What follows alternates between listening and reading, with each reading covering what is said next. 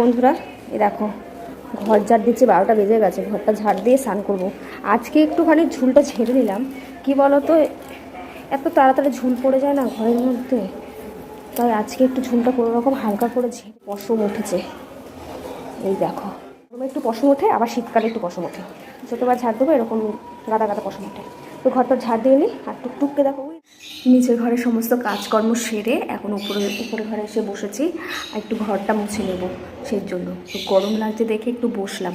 আজকে খুব সুন্দর হাওয়া দিচ্ছে।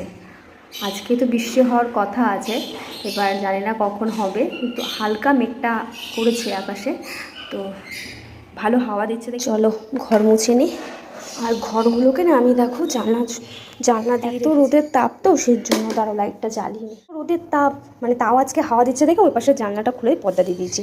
বুঝতে পারলে, এই গরমে আর টিকা যাচ্ছে না। নিচের ঘরে অনেক শান্তি, জানো না, উপরে ঘরে